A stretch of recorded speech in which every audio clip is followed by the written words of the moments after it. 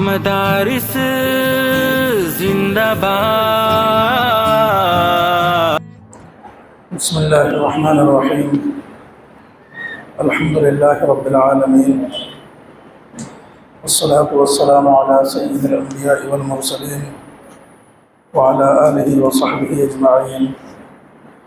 اعوذ باللہ من الشیطان الرجیم. بسم اللہ الرحمن الرحیم. یا بنی آدم قد انزلنا علیکم لباسا یواری سوآتکم وریشا ولباس التقوی ذلک خیر ذلک من آیات اللہ لعلہم یذکرون. صدق اللہ العظیم. محترم سامعین اکرام، آپ کے سامنے قرآن کریم کی ایک آیت تلاوت کی ہے. اس آیت میں اللہ رب العزت نے انسان کو ہدایت دی ہے اور گائیڈ کیا ہے انسان کے پہناوے کے تعلق سے، کہ انسان کو کس طرح کا لباس پہننا چاہیے، کیسے کپڑے پہننے چاہیے. جہاں پر شریعت اسلامیہ نے ہمیں بڑے بڑے امور کو سمجھایا ہے، سکھلایا ہے اور قرآن نے ہمیں گائیڈ کیا ہے، وہاں ہماری ذاتی تربیت بھی بہت اچھی طرح کی ہے کہ ایک انسان کے کھانے کا طریقہ کیسا ہو، پینے کا طریقہ کیسا ہو اور اس کا لباس کیسا ہونا چاہیے. اس آیت میں اللہ رب العزت نے یہ فرمایا ہے کہ اے آدم کی اولاد قد انزلنا علیکم لباسا، کہ ہم نے تمہارے اوپر ایک لباس اتارا ہے. یواری سوآتکم، وہ لباس کیا کام کرتا ہے کہ تمہارے ستر کو چھپاتا ہے. وریشا، اور زینت کا ذریعہ ہے. ولباس التقوی، اور تقوی کا لباس پہننا یعنی انسان کا تقوی پر چلنا یہ زیادہ بہتر ہے. ذالک من آیات اللہ، یہ اللہ رب العزت کی نشانیاں ہیں. انسانوں کو ان نشانیوں سے نصیحت حاصل کرنا چاہیے. لباس انسان پہنتا ہے، کپڑے انسان پہنتا ہے تو اس کا مقصد یہ ہوتا ہے کہ انسان کا بدن چھپا رہے. خاص طور پہ بدن کا وہ حصہ کہ جس کو شرمگاہ کہا جاتا ہے وہ چھپی رہے. لباس شریعت کی نگاہ میں کس چیز کو مانا گیا ہے یہ ہمیں سمجھنا چاہیے کہ صحیح معنی میں ایک جوڑا کس کو کہا جائے گا اور لباس کس کو کہا جائے گا، یہ سمجھنے کی چیز ہے. سب سے پہلے کہ وہ انسان کے سطر کو چھپائے. سطر کا مطلب ہے کہ جس حصے کا انسان کے لیے چھپانا ہر حال میں ضروری ہے، فرض ہے. مرد کے لیے ناف سے لے کر گھٹنے تک ہے اور عورت کے لیے پورا بدن سطر میں داخل ہے سوائے چہرے کے دونوں ہتھیلیوں کے. باقی پورا بدن عورت کا سطر ہے. اور تو لباس ایسا ہونا چاہیے جو پورے بدن کو عورت کے چھپا لے اور مرد کے کم سے کم سطر کو چھپائے، ورنہ پورے بدن پر ہونا چاہیے. یہی مسنون طریقہ ہے. پھر دوسرا، کس طرح چھپائے یہ بھی سمجھنا چاہیے. تو دو چیزیں اس میں ہیں. نمبر ایک کہ ایک تو بدن کی بناوٹ کو چھپائے، یعنی کپڑے انسان کو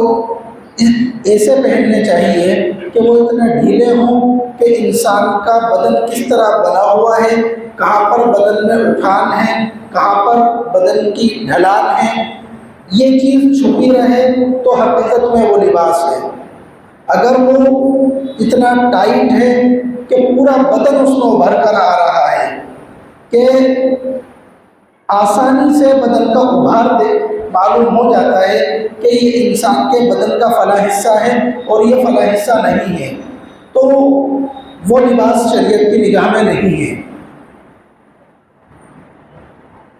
اسی لیے کپڑے کے بارے میں یہ دو چیز خاص طور پہ دھیان رکھی جائے کہ وہ سطر کو چھپائے اور بدن کی ساخت کو اور بدن کی بناوٹ کو چھپائے.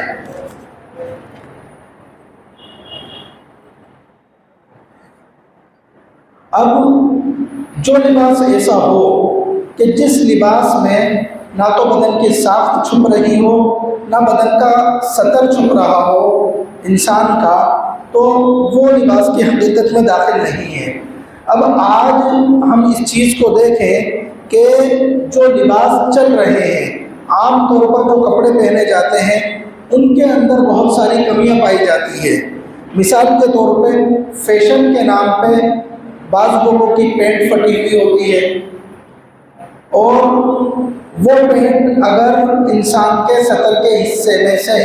کہیں پھٹی ہوئی ہے اور وہ اس کی ایک خاص مقدار ہے کہ جس حصے پر سے پھٹی ہوئی ہے اس کے 25% یعنی چوتھائی حصے کے قریب وہ پھٹی ہوئی ہے، اور نماز کی حالت میں 3 مرتبہ سبحان اللہ کہنے کے برابر وہ جگہ کھل جائے تو انسان کی نماز نہیں ہوتی ہے۔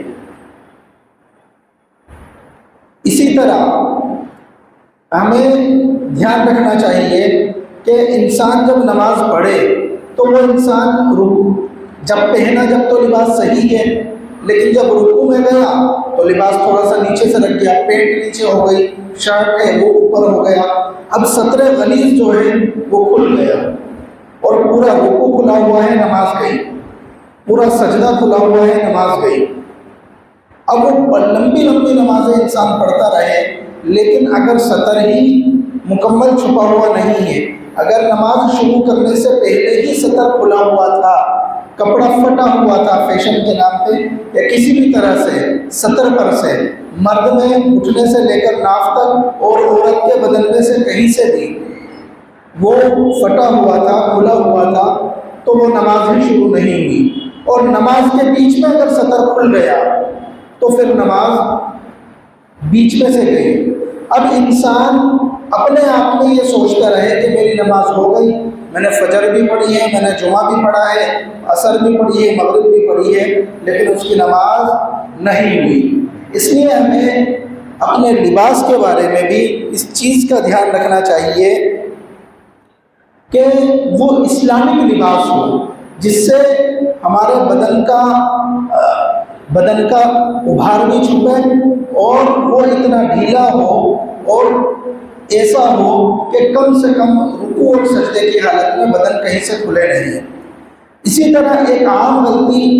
ہمارے یہاں پر یہ ہوتی ہے عورتوں کے مسئلے میں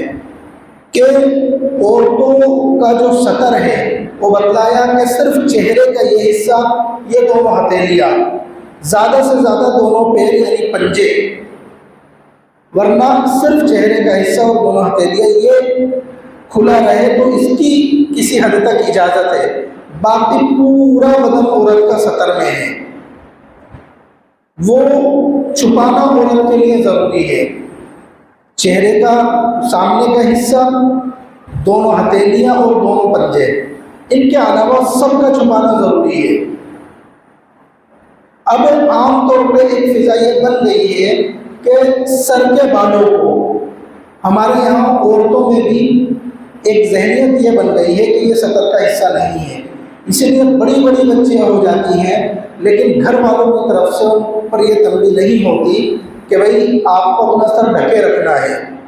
اور بچپنے سے اس کی تربیت بھی نہیں کی جاتی۔ اس کا سب سے بڑا نقصان یہ ہوتا ہے کہ وہ بالغ ہو گئی، وہ بازار میں بھی گھوم رہی ہیں، وہ اسکول بھی جا رہی ہیں، کالج بھی جا رہی ہیں، اور سارے فنکشن میں جا رہی ہیں، لیکن بدن کا ایک حصہ کھلا ہوا ہے جس کا ڈھکنا اللہ کی طرف سے حکم کے مطابق فرض ہے۔ اب آپ اس کو یہ سمجھیے کہ انسان چاہے سطر کا ایک حصہ کھولے یا پورا حصہ کھولے، ننگا تو ننگا کہلائے گا۔ تو بال بھی اگر کھلے ہوئے ہیں خواتین کے، عورتوں کے، تو اس کا مطلب ہے کہ مکمل انہوں نے پردہ نہیں کر رکھا۔ پردہ کیا، انہوں نے مکمل کپڑے نہیں پہن رکھے، صرف اتنی سی اجازت ہے کہ ہم سب وہ خواتین اپنے گھر میں موجود ہیں، اور اس گھر میں صرف ان کے محرم رشتہ دار ہیں، باپ ہے، بھائی ہے، شوہر ہے، بیٹا ہے، اور وہ کام کاج میں اتنی مشغول ہے، اس موقع پر اگر دوپٹہ ہٹ جائے تو ٹھیک ہے، سب محرم لوگ ہیں، لیکن اس میں بھی شرط یہ ہے کہ کسی نامحرم کا وہاں پر وجود نہ ہو، کوئی نامحرم وہاں پر نہ رہے، لیکن ہمارے دماغ میں اپنی ایک سائیکولوجی سیٹ ہو گئی کہ سب پردہ تو اس عورت کے لیے ہے، سر تو وہ عورت ڈھکے گی جس کی شادی ہو جائے گی، شادی سے پہلے کوئی ضروری چیز نہیں ہے۔ جس طرح شادی کے بعد اس کا کوئی حصہ کھلا رہے وہ گناہ ہے، اور اسی طرح شادی سے پہلے بدن کا کوئی حصہ کھلا رہے، سر کھلا رہے، تو یہ بھی گناہ ہے۔ ہمیں اس چیز کا بھی دھیان رکھنا ہے، ورنہ دھیان جاتا نہیں ہے، اور ہو یہ رہا ہے گھر کے لوگ نماز بھی پڑھ رہے ہیں، روزے بھی رکھ رہے ہیں، لیکن ایک ایسے گناہ میں مبتلا ہے گھر کا کوئی فرد کہ جس کی وجہ سے ہمیشہ عذاب ہو رہا ہے، ہمیشہ انسان گناہ میں مبتلا ہو رہا ہے۔ اسی طرح لباس میں، کپڑوں میں ایک اس چیز کا دھیان رکھنا ضروری ہے کہ کپڑا اتنا باریک نہ ہو کہ جس کا پہننا اور نہ پہننا برابر ہو۔ جیسے آج کل نیٹ کا لباس چلتا ہے، نیٹ کا، جالی کا،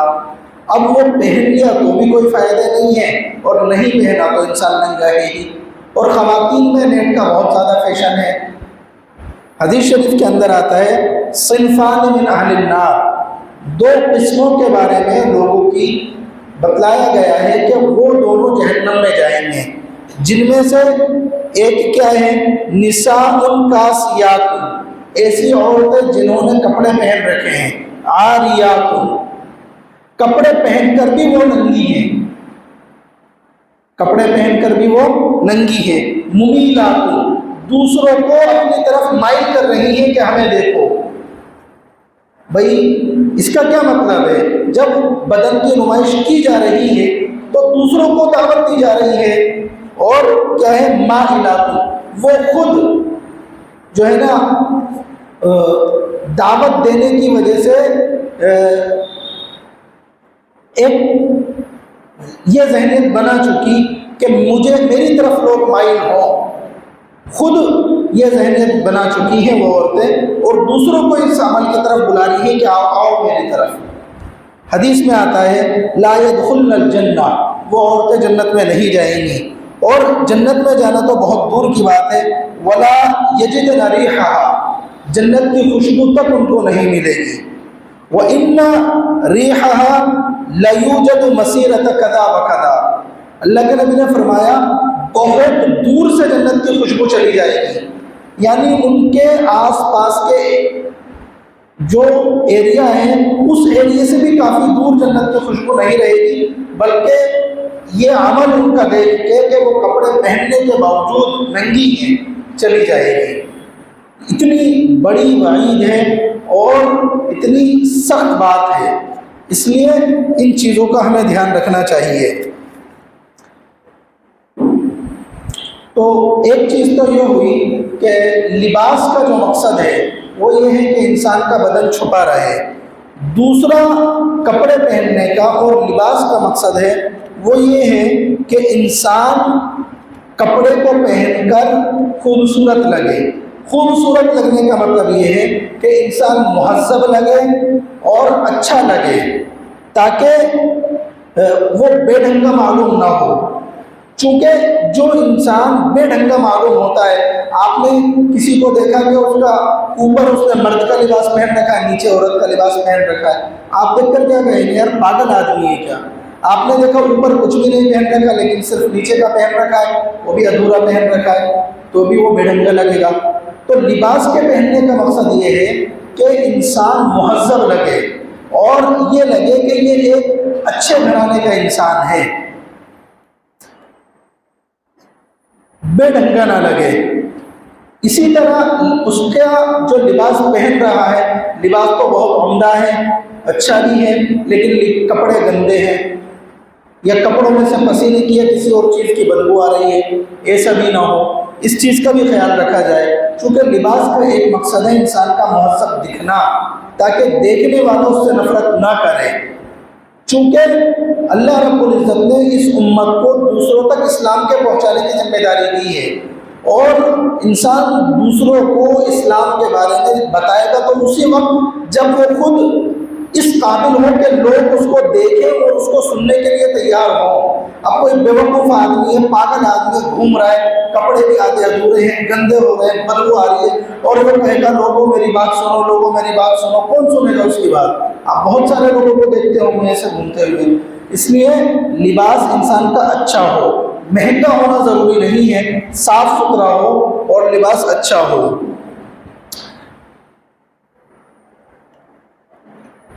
حدیث شریف میں آتا ہے، حضور صلی اللہ علیہ وسلم نے فرمایا فَإِذَا أَتَاكَ اللَّهُ مَالًا، کہ اگر اللہ رب العزت نے آپ کو مال دیا ہے، فَلْيَرَى أَثَرَ نِعْمَةَ اللَّهِ عَلَيْكَ، تو چاہیے کہ فَلْيُرَى نِعْمَةَ اثر نعمت اللہ علیہ کا، تو اس مال کا اثر آپ کے کپڑوں پر دکھنا چاہیے، آپ کے اوپر دکھنا چاہیے کہ آپ نے کپڑا پہنا ہے، اس مال میں سے ایک حصہ آپ نے اپنے اوپر خرچ کیا ہے اور اچھے کپڑے آپ نے پہنے ہیں۔ ہزاروں روپے میٹر کپڑا ہونا ضروری نہیں ہے، جیسا بھی ہے آپ اللہ نے آپ کو نوازا ہے تو آپ کا لباس مہذب ہونا چاہیے، اچھا ہونا چاہیے۔ اسی طرح لباس انسان جو پہنے، کپڑے جو پہنے، تو اس میں ایک چیز یہ ہونی چاہیے کہ انسان مشابہت اختیار نہ کرے۔ مشابہت اختیار کرنے کا کیا مطلب ہے کہ ایک تو مرد اس طرح کا لباس نہ پہنے جس طرح کا لباس عورتیں پہنا کرتی ہیں، یا عورتیں اس طرح کا لباس نہ پہنے جس طرح کا لباس مرد پہنا کرتے ہیں۔ یہ چیز بھی آج خوب دیکھنے میں آتی ہے۔ حدیث شریف میں آتا ہے لعن رسول اللہ صلی اللہ علیہ وسلم الرجل یلبس لبسۃ المرأة، نبی کریم صلی اللہ علیہ وسلم نے ایسے مرد پر لعنت بھیجی ہے جو عورتوں کے جیسا لباس پہنے۔ اسی طرح والمرأة تلبس لبسۃ الرجل، ایسی عورت پر لعنت بھیجی ہے جو مردوں کا لباس پہنے۔ چونکہ دونوں کا بدن جو ہے وہ الگ الگ طریقے کا اللہ رب العزت نے بنایا ہے، اب دونوں ایک دوسرے کا لباس پہنیں گے تو مرد زبردستی میں عورت بن رہا ہے اور عورت زبردستی میں مرد بننے کی کوشش کر رہی ہے، یہ اللہ رب العزت کی تخلیق کو بدل رہے ہیں۔ اس پر ایسے مرد پر بھی اور ایسے عورت پر بھی اللہ رب العزت کے نبی نے محمد صلی اللہ علیہ وسلم نے لعنت بھیجی ہے۔ اسی طرح مشابہت اختیار کرنے کا ایک مطلب یہ ہے کہ غیر مسلموں کے جیسے لباس نہ پہنا جائے، یعنی غیر مسلموں کا کوئی ایسا لباس ہے جو ان کی پہچان بن چکا ہو، کسی خاص مذہب سے جڑ کر وہ ان کی پہچان بن چکا ہو، تو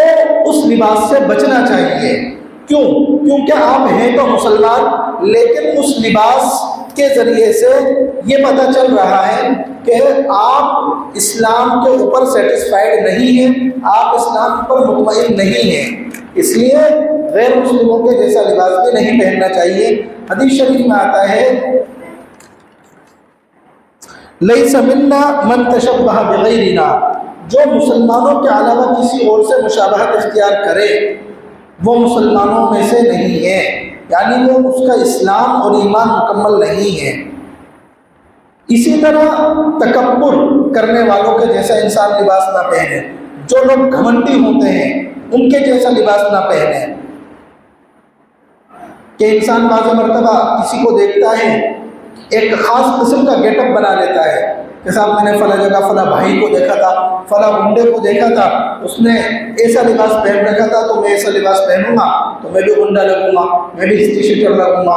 انسان کو ایسا لباس بھی نہیں پہننا چاہیے، چونکہ تکبر اللہ رب العزت کو پسند نہیں ہے۔ حدیث شریف میں آتا ہے من لبس ثوب شہرت البسہ اللہ یوم القیامت ثوبا مثلہ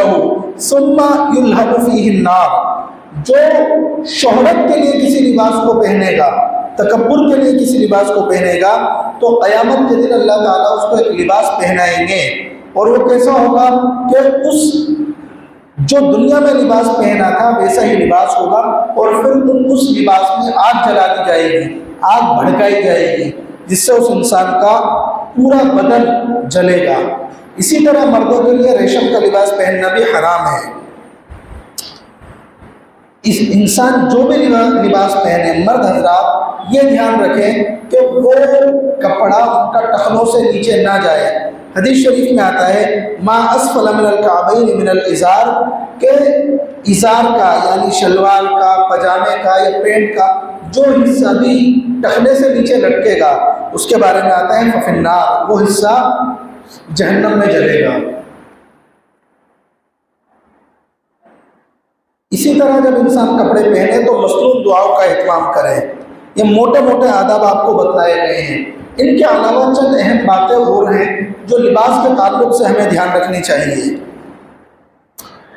یہ تو وہ ہے جو عام طور پہ انسان لباس پہنتا ہے جب گھر سے باہر جاتا ہے، کہیں آتا جاتا ہے، لیکن گھروں میں بھی انسان کا پہناوا مہذب ہونا چاہیے اور باادب ہونا چاہیے، چونکہ گھروں کے اندر میاں بھی ہیں، بیوی بھی ہیں، بچے بھی ہیں، بہن بھائی بھی ہیں، جوائنٹ فیملی ہے تو والدین، یہ سب لوگ موجود ہوتے ہیں۔ اب وہاں پر انسان کا لباس مہذب نہ ہو تو اس گھر کے اندر سے حیا ختم ہونے لگتی ہے، اور جو بچے ہیں وہ جب بڑے کو دیکھتے ہیں کہ ہمارے بڑے نے مہذب لباس نہیں پہن رکھا تو وہ بھی اسی سبق کو لیتے ہیں۔ مثال کے طور پہ کسی نے گھر میں بنیان ہی نہیں پہن رکھا اور صرف لوور پہن رکھا یا لنگی پہن رکھی ہے، اور کے ساتھ سطر تو چھپا ہوا ہے، اتنا کافی ہے، تو سطر تو چھپا ہوا ہے لیکن گھر کے بچے آپ سے یہی سیکھیں گے اور وہ سمجھیں گے کہ یہ کلچر ہے ہمارا کہ گھر کے اندر رہو تو اوپر کا حصہ ایسا رہے کہ کچھ بھی نہ پہنو، یا کسی نے نیکر پہن رکھا ہے بالکل آدھا کا سطر بھی کھلا ہوا ہے، پورا بدن ننگا ہے۔ وہاں پر جوان بہنیں ہیں، آپ کی ماں ہیں، آپ کو شرم کرنی چاہیے ایسے لباس سے۔ اسی طرح گھر میں کوئی ایسا لباس تو خاص طور پہ نہ پہنا جائے کہ جس لباس میں سطر دکھے، اور عام طور پہ ایک غلطی یہ ہوتی ہے کہ کپڑے چینج کرنے کو بہت ہلکے میں لیا جاتا ہے کہ صاحب اندر عام طور پہ لوگ انڈر ویئر پہنے رکھتے ہیں تو صاحب کہ ہمیں کوئی نہیں دیکھ رہا، اور انڈر ویئر میں ہی انسان کپڑے چینج کرنے لگ جاتا ہے۔ وہاں پر جوان بیٹیاں ہیں، جوان بہنیں ہیں، بچے ہیں، وہ دیکھ رہے ہیں۔ یہ چھوٹی چھوٹی چیزیں ہیں جو ہمیں سدھارنی چاہیے کہ ہم اپنے ذاتی پردے کا بھی مکمل خیال رکھیں۔ ایسا نہیں ہے کہ گھر میں ننگے رہیں گے تو ہم سب کچھ نہیں ہوگی، ان چیزوں سے بے حیائی کے دروازے کھلتے ہیں۔ اللہ رب العزت ہمیں سمجھنے کی اور عمل کرنے کی توفیق عطا فرمائے۔ وآخر دعوانا ان الحمد للہ رب العالمین۔